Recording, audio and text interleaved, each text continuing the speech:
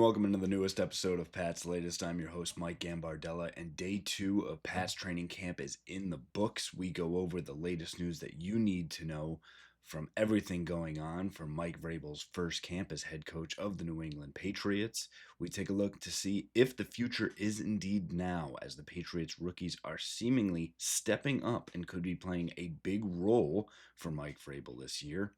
We take a look at Jaylen Polk and where he starts fitting into this roster construction, and a big update from a quarterback in the AFC East that could have a big impact on the standings. Before we get into everything, make sure you go down and subscribe for the channel. Get in the comments and let us know what you've seen from camp for the first 2 days, what you've been most impressed by, and what the Patriots need to focus in on. Make sure you go down, give us that like, go back and check out our other videos after this one, and make sure you're tuning in for everything Pat's latest.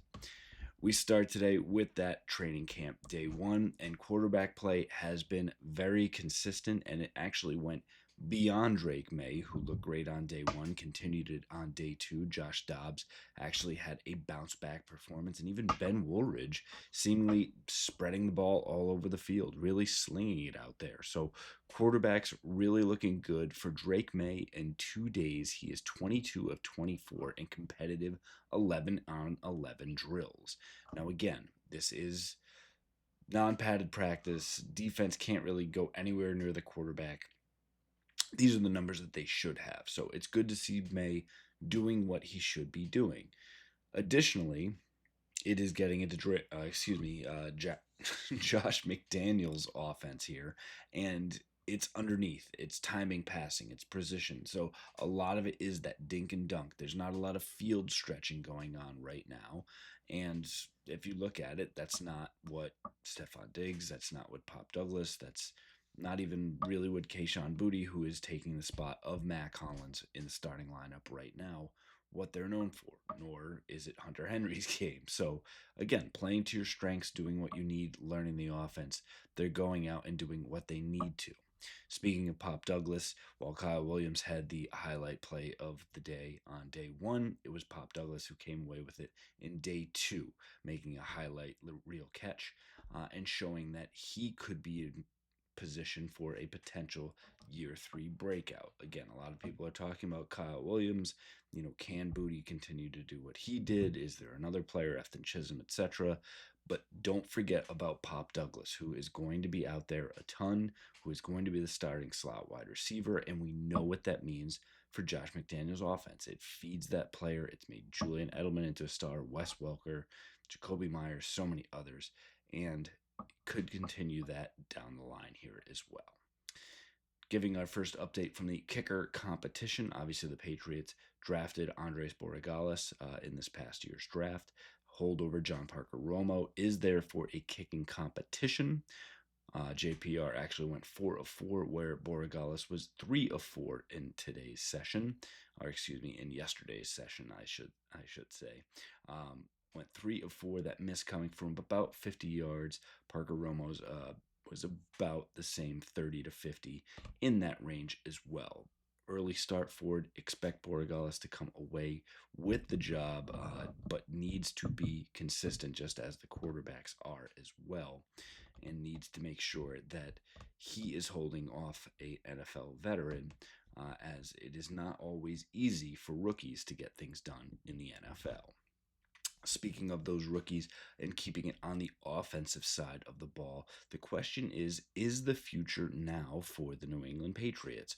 All 4 of their top draft picks were very much involved in the offensive sessions on day 2. Will Campbell obviously going to be the starting left tackle and barely coming off the field, getting the reps, looking the part. And again, right now it is extremely tough for offensive and defensive linemen to make a true impact and understand really what's happening.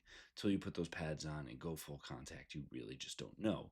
So again, putting him there, going up against guys like Milton Williams, Keon White, Harold Landry, etc., who have looked really good because you can use speed and bull rushes, get around people, and there's not as much that the offensive line can do. They're at a detriment. But again, putting him there.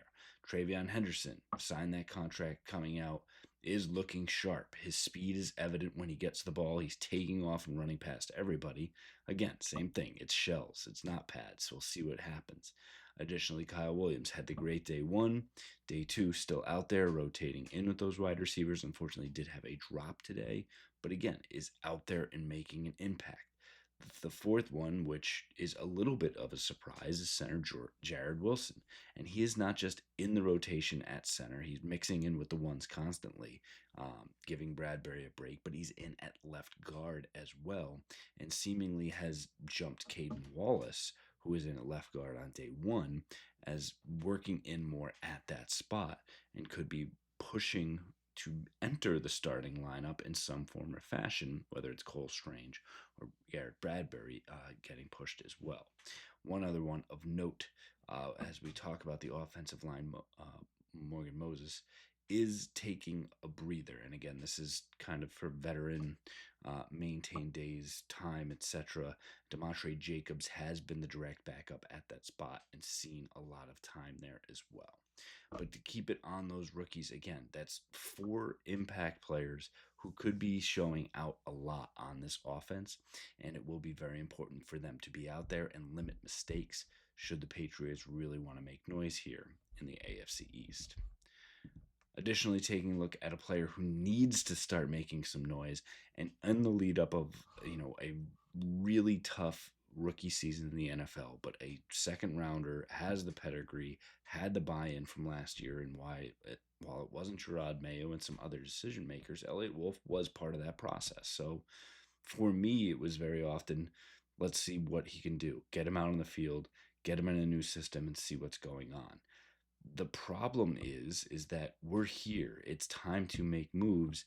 And for the second straight day, Jaylen Polk was essentially nowhere to be found. Now, he is not suffering from a large ailment or injury, but more from general soreness and quote unquote playing it safe. That's not what you want to hear from a guy who's trying to prove that he is worth the investment that this team made, and for a team that has kind of a glut of backup, several players that do the same thing. You have several wide receivers, 7 probably, that you could say could make this roster, maybe even 8 or 9. You don't want to be the guy on the outside looking in right now. And that, I think, unfortunately, is what Jaylen Polk is. For a lot of this, I've given him the benefit of the doubt and say, yes, put him onto the 53-man roster. And that, is that spot split between him and Javon Baker, which everyone plays well. Now I think it's who's ever really showing out, and that is it Efton Chisholm that really jumps ahead of him, or the both of them to become that 6 wide receiver. And now do you say, do we even need to carry 7? I think Jaylen Polk is starting to work up against it. It's not quite eject button time, but it is getting close to panic button time for Jaylen Polk. He needs to get out there. He needs to start making plays, and he needs to start doing it at a consistent level where he's going to see more time than other wide receivers on this roster, or else he will be on a different roster by the time the season actually starts. Speaking of other rosters, and in the AFC, a big-time scare from a new quarterback as the New York Jets saw Justin Wilson out there and moving around fairly well before he suffered a big-time injury scare. Got rolled up on and was eventually carted off the field, and there was a moment in time where it looked like it could have been a very, very serious injury. Turned out it was not the knee or leg, was further down, and was eventually diagnosed as a dislocated toe for Justin Fields. While it may sound a little bit daunting, it's actually more of the best case scenario for the New York Jets, where it's something that they are actually qualifying him as day to day. Let that dislocation settle back in, let the swelling go down, work with him in the trainer's table, and get him back progressing well. And at this point, for every team, more important for them to learn the playbook, learn the players around them, get the reps down as opposed to a full go, especially for a player that prides himself on being a two-way quarterback, a rusher and a passer. But again, I think a big time scare that comes for the Jets that, they are looking to completely retool and get away from things with Aaron Glenn there, bringing in Justin Fields, finally doing things differently, and of course seeing your prized quarterback go down on day one, essentially not what you want to see. But I think most of New York can exhale knowing that it's not going to be a huge thing. Tyrod Taylor will step in the immediacy and would, if anything, kind of transpires for the long term. But again, the Patriots will have to play this team twice. Much more difficult with Justin Fields out there as a rushing quarterback alone. Tyrod Taylor, no slouch himself, but this was being set up as a team built around Justin Fields. And, it's very important, obviously, for them to have him out there. It looks like they will have him back out there in the next week or so. So breathe easy, New York, and Patriots continue to gear up for seeing Justin Fields twice in 2025. That'll do it for us here on this episode of Pat's Latest. Again, make sure you give us a follow and a subscribe.